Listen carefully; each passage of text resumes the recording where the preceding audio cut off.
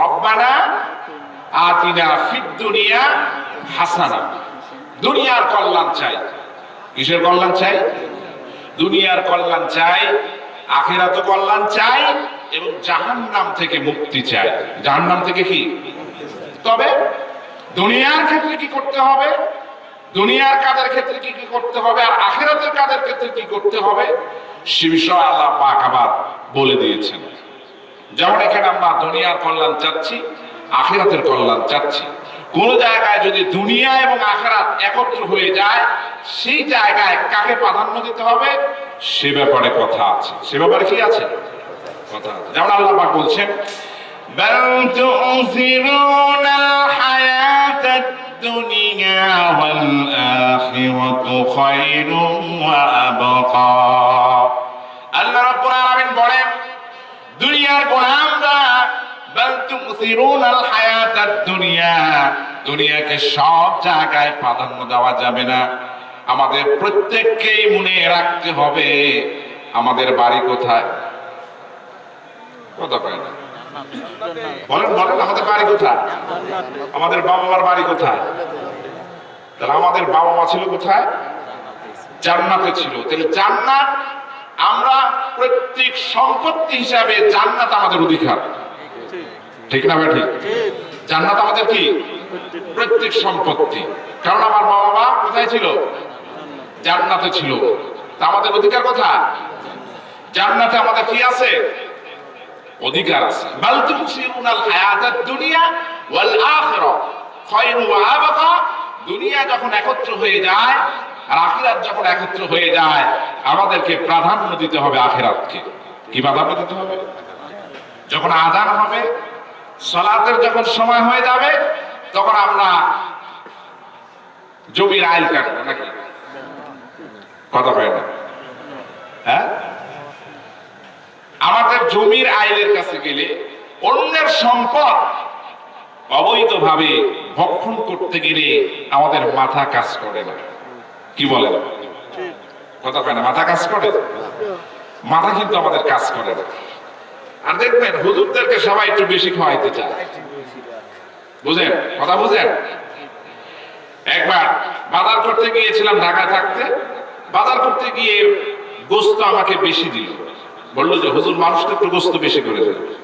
তাই বললাম কি ব্যাপার, হুজুরদেরকে গোস্ত বেশি দেয়? দেখবেন যেখানে যাবে হুজুর মানুষ, হুজুর মানুষ, দাও দাও। হুজুরদেরকে ফ্রি দেয়? কথা বলে না? হুজুরদেরকে ফ্রি দেয়? ফ্রি কিন্তু দেয় না। হুজুরদের বেতনের ক্ষেত্রে মানুষ চায়, আমরা ইমাম চাই, খতিব চাই, মসমসা চাই। আমি ঢাকার ভাষায় বললাম, অনেকে এসে বলে কয় হুজুর আমরা একটা ইমাম সাহেব চাই। কি ইমাম সাহেব চাই? দামে কম, মসমসা হতে হবে। কথা হয় না? দামে কম কি? মসমসা হতে হবে। ইমামের ক্ষেত্রে আমরা মসমসা খুঁজি, বেতনের ক্ষেত্রে আমরা মসমসা খুঁজি না। কথা বাস্তব না বাস্তব? অনেক জায়গা আমাদের এলাকায়, অনেক জায়গা আমাদের নামাজই হয় না। আমি নিজে প্রমাণ। আমাদের এই পার্শ্ববর্তী এক জায়গায় একবার মাগরিবের সালাত আদায় করতে ইমামের পিছনে আমি দাঁড়িয়েছি।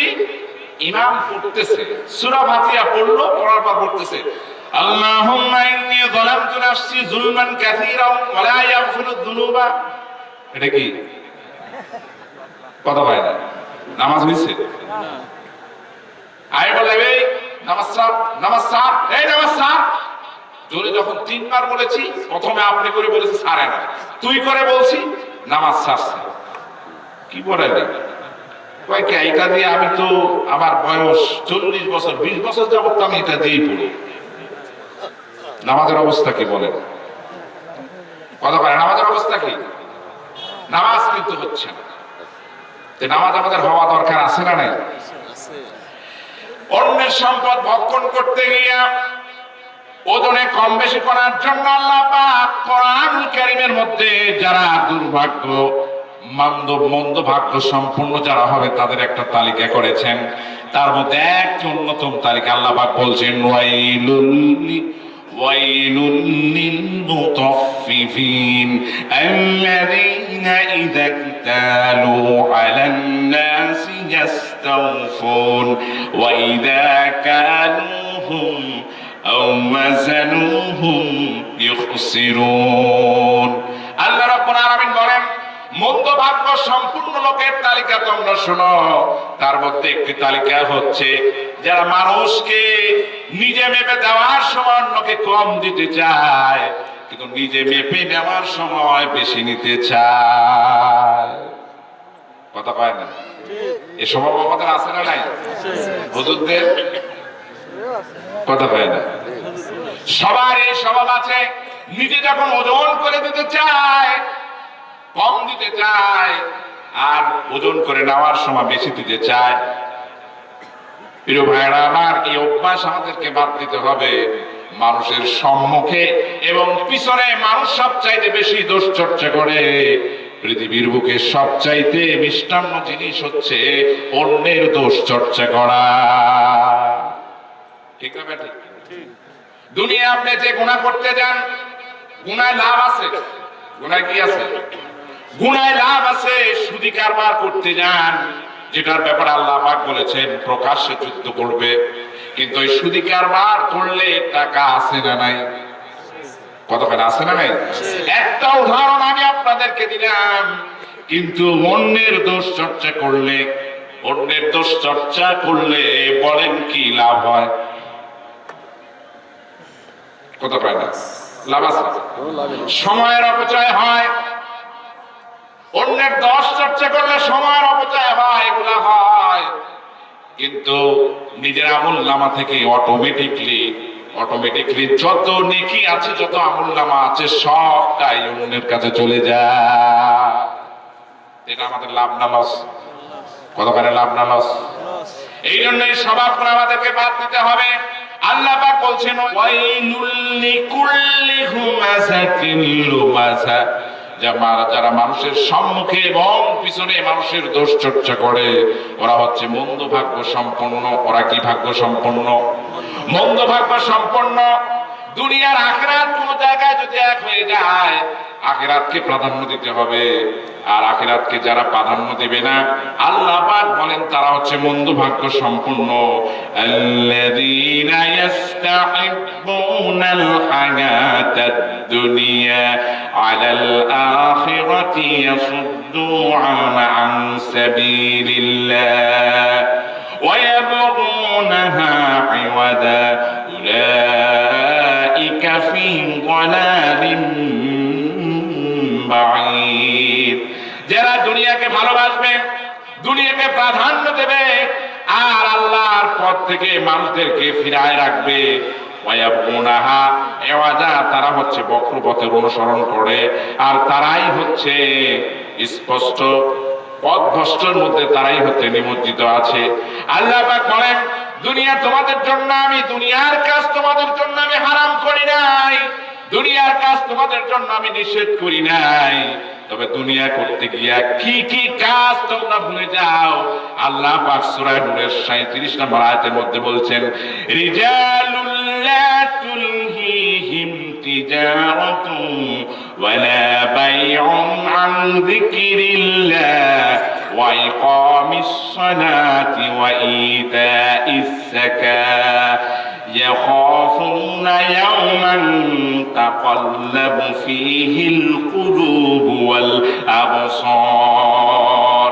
আল্লাহ রাব্বুল আলামিন বলেন ওই লোক সকলেরা, তোমরা ব্যবসা বাণিজ্য করতে গিয়া, তোমরা ক্রয় বিক্রয় করতে গিয়া আল্লাহর স্মরণকে ভুলে যেও না, আল্লাহর স্মরণকে ভুলে যেও না, নামাজের কথা ভুলে যেও না, যাকাত দেওয়ার কথা ভুলে যেও না। আর মনে রেখে দিও এমন একটা দিন আসবে যে দিন মানুষের চক্ষু উল্টে যাবে, দৃষ্টি শক্তি মানুষের উল্টে যাবে, মানুষের অন্তঃকরণ উল্টে যাবে, মানুষের কলটা উল্টে যাবে। ওই দিনটাকে তোমরা ভয় করো। হুকুম কার? জোরে বলেন হুকুম কার? আল্লাহ পাক সূরা আল ইমরানের মধ্যে আবার বলছেন যুইনা লিন-নাসি হুব্বুশ শাহাওয়াতি মিনান নিসাই ওয়াল বানিনা ওয়াল কানাতিরিল মুকান্তারাতি মিনাল যাহাবি ওয়াল ফিদ্দাতি ওয়াল খাইলিল মুসাওওয়ামাতি ওয়াল আনআমি ওয়াল হারস যালিকা মাতাউল হায়াতিদ দুনিয়া ওয়াল্লাহু ইনদাহু হুসনুল মাআব। ভাইরা আমার, দুনিয়া থেকে আমরা বেঁচে থাকতে চাই, আমরা কিন্তু দুনিয়া থেকে বেঁচে থাকতে পারবো না। কথা পাই না? পারবো? দুনিয়া থেকে আমরা বেঁচে থাকতে পারবো? দুনিয়া থেকে আমরা বেঁচে থাকতে পারবো না। আল্লাহ পাক বলেন, বান্দা তোমার জন্য যুইকিনালিন নাস, মানুষের জন্য আল্লাহ পাক বলেন তোমাদের স্ত্রীদেরকে তোমাদের জন্য আকর্ষণীয় করে তৈরি করা হয়েছে। কারি কারি রাশি রাশি সম্পদ তোমাদের জন্য আকর্ষণীয় করে তৈরি করা হয়েছে। তোমাদের জন্য গবাদি পশুগুলো আকর্ষণীয় করে তৈরি করা হয়েছে। ক্ষেত খামার তোমাদের জন্য আকর্ষণীয় করে তৈরি করা হয়েছে। আল্লাহ পাক বলেন, দুনিয়ায় যেইগুলা আমি নাম বললাম এইগুলা হচ্ছে দুনিয়ার সামগ্রী, দুনিয়া ভোগ করার জন্য। বান্দা জেনে রেখে দিও, জাম বান্দা মনে রেখে দিও, আল্লাহ পাক তোমাদের জন্য এর চাইতে আরো উৎকৃষ্ট জায়গা তৈরি করে রেখেছেন। বলেন না সুবহানাল্লাহ। আমরা সেই উৎকৃষ্ট জায়গা চাই কি চাই না? কথা বলেন, আমরা সেই উৎকৃষ্ট জায়গা চাই কি চাই না? আমরা যদি দুনিয়াকে প্রাধান্য দেই, আখিরাত আর দুনিয়া যদি এক জায়গায় হয়ে যায়, আমরা যদি দুনিয়াকে প্রাধান্য দিই, আমাদের অবস্থা হবে কি? فَأَمَّا مَنْ طَغَى وَآثَرَ الْحَيَاةَ الدُّنْيَا فَإِنَّ الْجَحِيمَ هِيَ الْمَأْوَى। যারা দুনিয়াকে অগ্রাধিকার দিবে, যারা সীমা লঙ্ঘন করবে দুনিয়ার বুকে, আল্লাহর হুকুমের বিরুদ্ধে চলবে, আল্লাহ পাক বলেন তাকে জাহান্নামের মধ্যে প্রবেশ করা দেওয়া হবে। পরবর্তী আয়াতে আল্লাহ বলছেন, যারা কিয়ামতের ময়দানে উপস্থিত রবের সামনে, তার রবের সামনে উপস্থিত হওয়ার ভয় যাদের অন্তঃকরণের মধ্যে থাকবে, আল্লাহ রাব্বুল আলামিন বলেন তাদের জন্য আমি জান্নাত তৈরি করে রেখেছি। এটা জোরে বলেন না সুবহানাল্লাহ। সেই রবের সামনে আমাদেরকে দাঁড়াতে হবে কি হবে না? বলে, রবের সামনে আমাদেরকে দাঁড়াতে হবে কি হবে না? রবের সামনে আমাদেরকে দাঁড়াতে হবে।